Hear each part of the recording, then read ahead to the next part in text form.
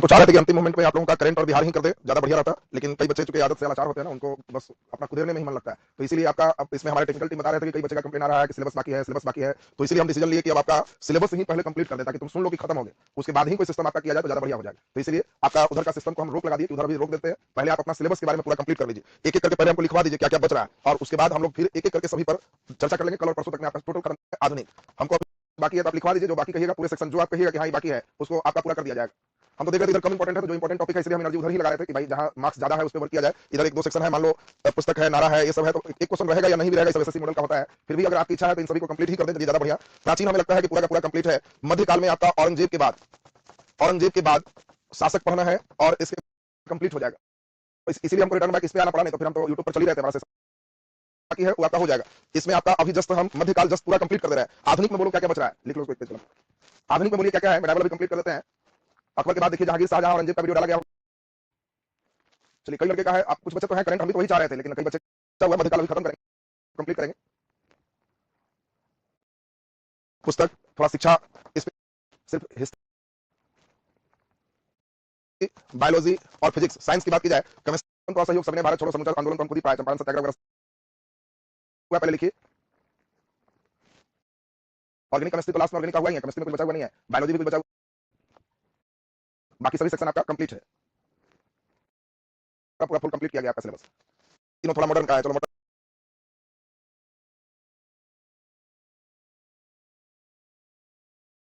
Geography complete है। World geography में Asia, इसके अलावा कुछ है तो उसको लिखिए, उसको किया जाएगा। भी नहीं है आप बोल दीजिए, सारा आपका दुख है। यूरोप भी पूरा नहीं है, चलो ठीक है यूरोप भी देख लेते हैं, अपलोडेड है, उद्योग आपका हो चुका है।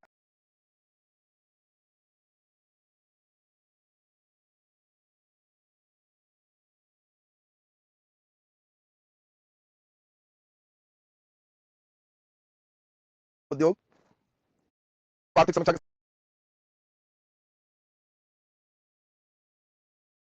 की 3 सेक्शन छूट गया करके सब लोग आप उसको कंप्लीट कर लीजिए, तब आप निश्चिंत हो जाइए, दिक्कत नहीं है उसमें। इकोनॉमी वाले टीचर का बताओ, बचा हुआ है तो उनको भी क्लास कर लगवाएंगे। इकोनॉमी वाले टीचर का कितना क्लास चलिए इसमें ध्यान दीजिए, अभी बाकी है, हिस्ट्री बाकी है, हो गया, सब खत्म हो गया, ये खत्म हो गया। सुनना हमको है नहीं पसंद, आपको हम खुद ही बताया कि हम खुद ही नहीं चाहते सुने, क्योंकि बीच में इधर आपका 2 दिन उधर कंप्लीट हो जाता पटना, लेकिन थोड़ा ऐसा काम आया कि 2 दिन क्लास आपका डिस्टर्ब हो गया, फिर हम सोचे कि चलिए करंट का फेज और इकोनॉमी सर्वे ही कर दिया जाए, लेकिन अब उसको लास्ट के फेज में रखेंगे, अभी फर्स्ट अब जो जरूरी है उसको किया जाए। चलिए आज का क्लास शुरू करें बिना विलंब के, हम लोग आज का क्लास शुरू कर रहे हैं। देखिए इसमें सबसे पहले आपका अभी हम लोग मध्यकाल को शुरू करते हैं। तो मध्यकाल में चलिए ध्यान दीजिए, मध्यकाल में आपका जो है फेज अभी हम लोग प्रारंभ करने जा रहे हैं। तो देखिए अब बिना विलंब के हम लोग सीधा सीधा क्लास पे चल रहे हैं। मध्यकाल का आप निकाल लीजिए,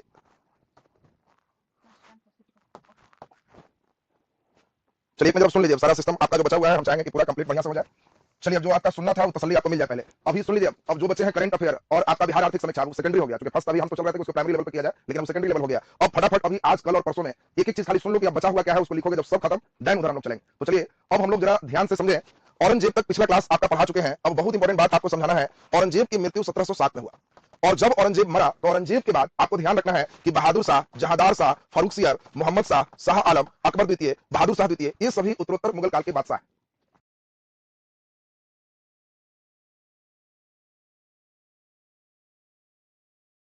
तो अब हम लोग अंतिम महत्वपूर्ण मुगल बादशाह औरंगजेब का भी स्टडी करेंगे। औरंगजेब के बाद जितने मुगल बादशाह हैं फिर सब छोटे छोटे हो जाएंगे, और एक बार फिर हम लोग सभी को देख लेंगे। औरंगजेब भी अकबर के समान 49 साल राजा रहा। अब समझ सकते हैं कि 90 साल की अवस्था में भी राजा ही नहीं था, युद्ध मैदान में खुद नेतृत्व करने जाता था। तो 49 साल का इसका शासन है, 1658 से लेकर 1707 तक। और औरंगजेब की कहानी बड़ा आप देखें दिलचस्प है। इसका जन्म 1618 में हुआ। इसके बाद हम लोग देखें उज्जैन के निकट दोहद में इसका, महाराष्ट्र इसमें मध्य प्रदेश में खास इसका जन्म है। औरंगजेब का पूरा नाम मोहिउद्दीन मोहम्मद औरंगजेब है। इसकी मां मुमताज महल है। मुमताज महल के ही 4 बेटा और 3 बेटियां बचे हुए थे, ऐसे 11 संतान उसके हुए। और इसकी पत्नी का नाम है दिलरास बानू बेगम, जिसको राबिया बेगम या राबिया दुर्रानी भी कहीं कहीं मिलता है। औरंगजेब एकमात्र मुगल बादशाह है जो 2 बार राज्याभिषेक किया। एक बार इसका राज्याभिषेक दिल्ली में ही 31 जुलाई 1658 को है, और दूसरे बार इसका राज्याभिषेक दिल्ली में ही 15 जून 1659 को है। आपको 2 क्वेश्चन हमने समझाया था कि कौन मुगल बादशाह 2 बार भारत में राजा रहा। 2 बार राजा बना पूछेगा तो आपको हुमायूं करना, क्योंकि हुमायूं आपको याद है 1540 में गिर गया, और फिर आपको याद है कि 1555 में फिर आया। 2 बार राज्याभिषेक पूछेगा तो औरंगजेब कहना है। अब यहां से दिलचस्प जो मोड़ है उसको थोड़ा ठीक से सुनिए। शाहजहां के 4 बेटे थे, बड़ा बेटा का नाम दारा सिको है। ये विद्वान था और इसी को चाहता था शाहजहां की राजा बने। जिस बेटे को ज्यादा मानते थे वो दिल्ली के बगल में ही उसको रखते थे और इसीलिए शाहजहां ने इसको पंजाब की सूबेदारी दी थी कि जरूरत होगा तो बेटा हमारा तुरंत आ जाएगा, हम मर भी जाएंगे तो तुरंत अपना राजगद्दी संभाल ले। और इसीलिए हम लोग देखें पंजाब की सूबेदारी थी। दूसरा बेटा है शाह सुजा। शाह सुजा को बंगाल की सूबेदारी दी थी कि तुम बंगाल देखो, दिल्ली से थोड़ा दूर कर दी। जिस बेटे को सबसे कम मानते थे उसको दक्षिण भारत में दिया जाता था, क्योंकि दक्षिण में रहना बहुत कठिन था, वहां पहाड़ी क्षेत्र है, वहां राजस्व इनकम बहुत कम है। एक बेटा है मुराद बख्श, मुराद को इसने गुजरात भेजा और सबसे कम मानते थे औरंगजेब छोटका को, इसको दक्षिण का सूबेदार बनाया। देखिए शाहजहां अपना चारों बेटा के चार जगह, सबसे कम माने औरंगजेब को तो उसको दक्षिण का सूबेदार बनाया, मुराद को गुजरात का सूबेदार बनाया, शाह सुजा को बंगाल का सूबेदार बनाया, दारा सिकोह को पंजाब का सूबेदार बनाया। ये अपने अनुसार से अपना बनाया हुआ है, सब चीज सही चल रहा था। लेकिन अचानक अभी हमने आपको बताया शाहजहां की तबीयत बहुत खराब हो गई, इतना खराब कि वैद्य ने कहा कि अब बचाना मुश्किल। और जब वैद्य ने कहा कि बचाना मुश्किल है तो दो जो गुजरात वाले हैं मुराद और बंगाल वाले हैं शाह सुजा, ये दोनों कहे कि अब हम टैक्स नहीं देंगे, स्वतंत्र हो गए। औरंगजेब बहुत तेज था, इसने कहा कि हम स्वतंत्र घोषणा नहीं करें, नहीं तो वहां जाके मिलेंगे और कहीं तबीयत ठीक रहा तो बंदी बना ले। ये मिलने के बहाने से पूरा सेना लेके चल दिया। बाद में जब औरंगजेब चल दिया तो शाह सुजा और मुराद ये लोग भी चल दिया। और जब सब पूरा सेना लेके चल दिए, किस लिए? कि दिल्ली में मिलेंगे अब्बा से तबीयत खराब। शाहजहां को मालूम चला कि सब पूरा सेना लेके आ रहे हैं बादशाह लोग, बेटा लोग, तो शाहजहां तीनों के पास अपने सेना से खबर भिजवाए, सिर्फ अपना अंगरक्षक बॉडीगार्ड लेके आओ, बाकी सब सेना वापस कर दो, नहीं तो सब जगह कोहराम की स्थिति हो जाएगी। लेकिन तीनों, औरंगजेब ने, मुराद ने, शाह सुजा ने सोचा कि अगर गए कम सेना लेके और कहीं हमारे अब्बा दारा सिकोह को ज्यादा मानते हैं, उनको कुछ हो गया तो दारा तो हम तीनों को पकड़ के मार देगा, खुद राजा बन जाए। तीनों बेटा ने इस आदेश की अवहेलना की और तीनों पूरा सेना लेके ही चल दिए। और इसी कारण अब देखिए भयंकर भयंकर 5 लड़ाई हो। पहली लड़ाई का नाम है बहादुरपुर का युद्ध। जब बात नहीं माने तो राजा के पूरे शाही सेना, शाह सुजा जो बंगाल की ओर से आ रहा था, उसको यूपी में ही बहादुरपुर में शाह सुजा को हरा दिया। शाह सुजा अपना सेना हार गया तो बाकी सेना लेके भाग खड़ा हुआ। इधर दोनों तरफ से, गुजरात से हम लोग देखे मुराद चला है और दक्षिण से हम लोग देखे औरंगजेब चला है। ये दोनों भाई मिल गया कि अकेले रहोगे तो शाही सेना हरा देगी, इसीलिए दोनों भाई जब मिल गए औरंगजेब और मुराद, तो इस संयुक्त सेना बहुत ज्यादा हो गई। और मध्य प्रदेश में एक जगह है धर्मट, बहुत इंपॉर्टेंट। मध्य प्रदेश में उज्जैन के निकट धर्मट, कई बार पूछा हुआ है धर्मट किस राज्य में है, तो मध्य प्रदेश। और 15 अप्रैल 1658 को धर्मट की लड़ाई में औरंगजेब और मुराद की संयुक्त सेना ने शाही सेना को ही हरा दिया, जो शाहजहां की सेना थी, सेना ही हार गई। और इन लोग अब लगातार बढ़ते जा रहे हैं।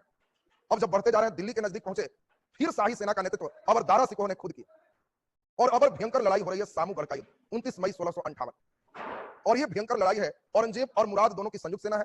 और दारा सिकोह के नेतृत्व में जो बड़ा था, मेन जिसको राजा बनना था, उसी को शाहजहां भेजा कि जाओ दोनों को ठीक करो। लेकिन दारा सिकोह गड़बड़ क्या हुआ, तोप और हाथी के बीच में ही चला गया। तोपची को तोप इसके डर से ठीक से छोड़ने में नहीं बन रहा कि कहीं दारा को ना लग जाए। और इसका पूरा फायदा औरंगजेब और मुराद ने उठाया और इस लड़ाई में फिर शाही सेना को हरा दिया सामगढ़ी में। औरंगजेब कूटनीति से अपने भाई मुराद की भी हत्या कर दी। दोनों की संयुक्त सेना थी, मुराद को भी मार दिया। और जब मुराद को भी मार दिया, दारा सिकोह जब हारा तो भाग गया, क्योंकि जानता था कि पकड़ेगा हमको औरंगजेब तो मार देगा। औरंगजेब इसी सामूगढ़ के युद्ध के बाद दिल्ली गया और दिल्ली में राज्याभिषेक कराया कि मैं राजा हूं। और प्रकृति का दुर्भाग्य देखिए, जैसे ही औरंगजेब ने राज्याभिषेक किया, शाहजहां की तबीयत ठीक होने लगी। जिसको वैद्य बोला था कि अब कभी नहीं बचेगा, उसकी तबीयत ठीक हो रही। और जब शाहजहां को मालूम चला कि मेरा बड़ा बेटा, प्रिय बेटा दारा सिकोह हार गया है, भागा चल रहा है, औरंगजेब अपनी पूरी सेना लगा दिया कि दारा को पकड़ो, जहां रहे पकड़ के लाओ। पिता की गुस्सा को देख के औरंगजेब को लग गया कि अगर पिता की तबीयत ठीक हो जाएगी तो मेरी तबीयत खराब हो जाएगी। इसीलिए औरंगजेब ने राज्याभिषेक करने के बाद पहला काम किया, अपने पिता शाहजहां को ही कैदी बना लिया और दिल्ली से आगरा में कैद कर दिया कि उनके कोई भी बात बाहर छन के ना आए, कोई आदेश ना सुने, अब सब मेरा बात सुने। अभी एक भाई और बचा हुआ था शाह सुजा, क्योंकि तो शुरू में ही हार के भाग गया था। तो औरंगजेब ने, यही खजवा का युद्ध है, 5 जनवरी 1659, इसमें शाह सुजा को औरंगजेब ने जब हराया तो शाह सुजा दूसरे देश अराकान भाग गया। अब तो सिर्फ औरंगजेब की एक ही जीत थी, किसी प्रकार दारा को पकड़ के लाओ। क्योंकि दारा एक विद्वान है, इसको कई हिंदू जो राजा हैं उन लोग भी दारा को ही चाह रहे थे। औरंगजेब कट्टरता था उसमें, दारा के लोग ज्यादा लोग मानने वाले थे। और इसीलिए औरंगजेब ने अंततः देवराय का युद्ध, यह उत्तराधिकार का अंतिम लड़ाई है, अप्रैल 1659 में। और इस देवराय के युद्ध में औरंगजेब ने दारा सिकोह की हत्या कर दी, बेरहमी से मारा, उसके मुड़ी गर्दन काट के दिल्ली में लटका दिया। और फिर राज्याभिषेक किया कि अब कोई डर नहीं है, एक बार और राज्याभिषेक चलेगा। और इसीलिए एकमात्र मुगल बादशाह औरंगजेब था जिसने 2 बार राज्याभिषेक किया, सामूगढ़ के युद्ध के बाद और देवराय के युद्ध के बाद। पूछा जाएगा कि औरंगजेब के उत्तराधिकार के युद्ध में अंतिम युद्ध कौन था? देवराय का युद्ध। दारा सिकोह को किस युद्ध में हराया? तो ये मेन चलेगा सामूगढ़ का युद्ध। दारा सिकोह का किस युद्ध में हत्या कर दिया? देवराय का युद्ध।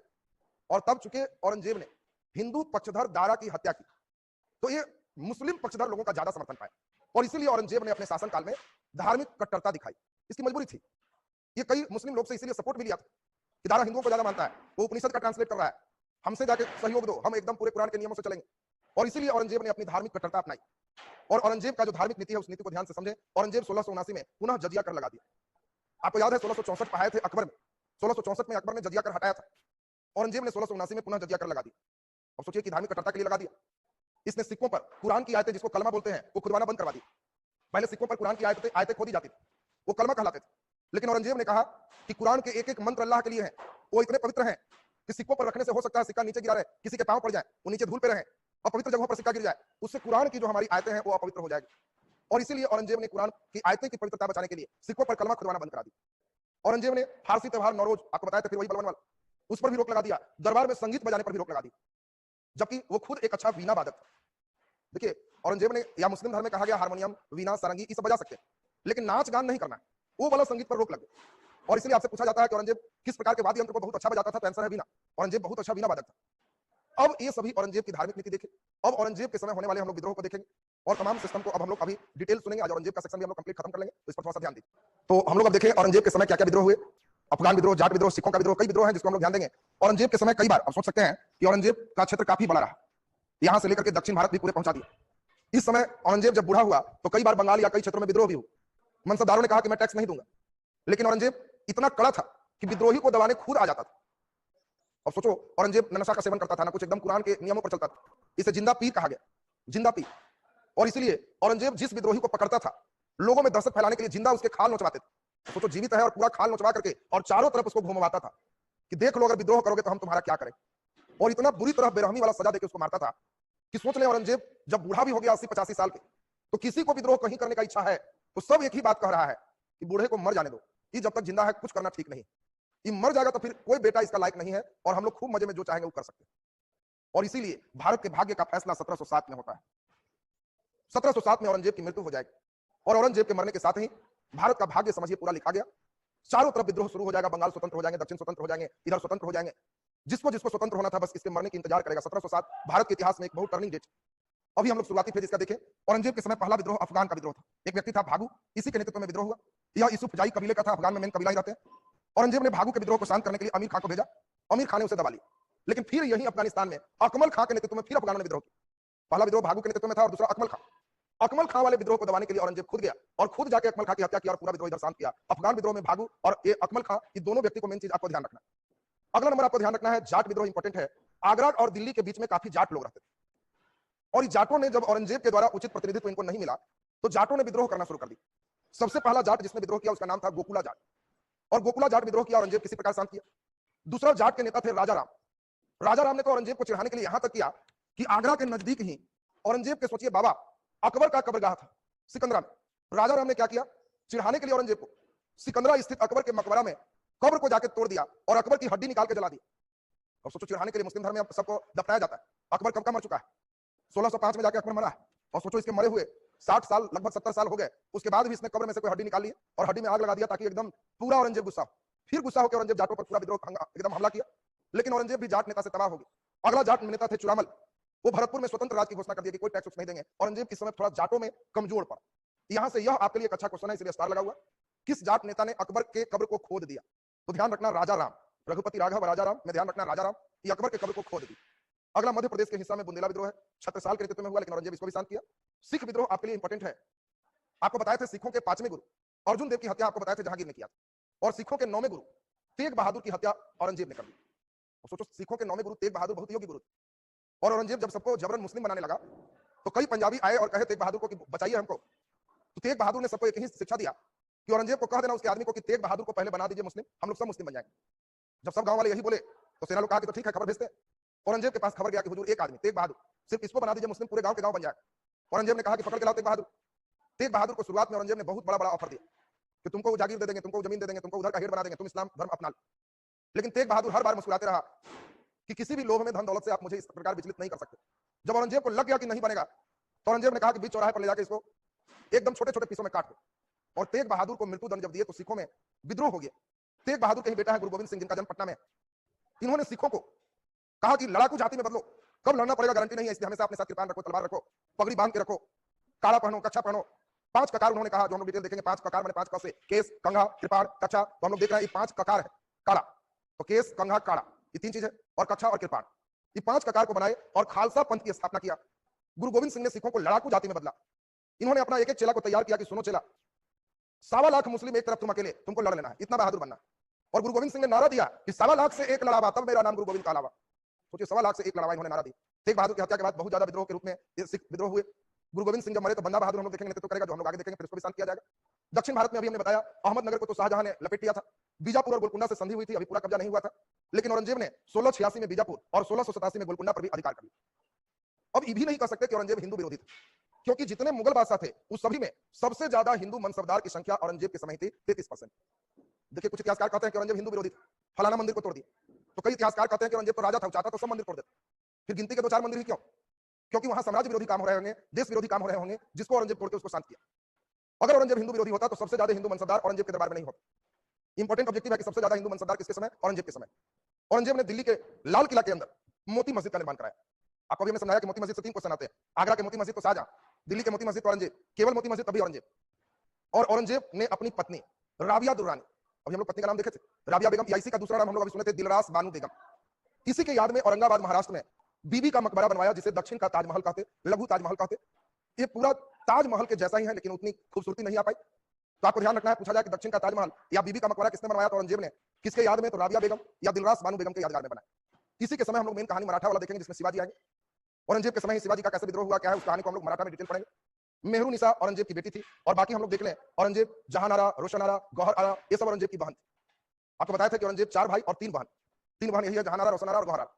अब हम लोग जरा देखें, ये टर्निंग डेट है। औरंगजेब की मृत्यु 3 मार्च 1707 को हुआ अहमदनगर में, और औरंगजेब को उसी के पत्नी के बगल में जो अभी बीबी का मकबरा औरंगाबाद महाराष्ट्र में आपने देखा, वहीं पर दफना दिया गया। तो पूछा जाएगा औरंगजेब का मकबरा कहां है, तो महाराष्ट्र के औरंगाबाद। और 1707 टर्निंग डेट है, क्योंकि यहाँ के बाद सभी जगह विद्रोह और बगावत होंगे। अब मुगल बादशाह भी जो होंगे उतने मजबूत नहीं होंगे, कमजोर होंगे, और सभी मुगल बादशाह अब एक बार चलेगा। उसके बाद ये मुगल के पूरे विशेषता चलेंगे। अगले क्लास में हम इसको मुगल पूरा कंप्लीट करेंगे, और तब मॉडर्न आपके शुरू हो जाएंगे। आज का क्लास आपका यहीं था।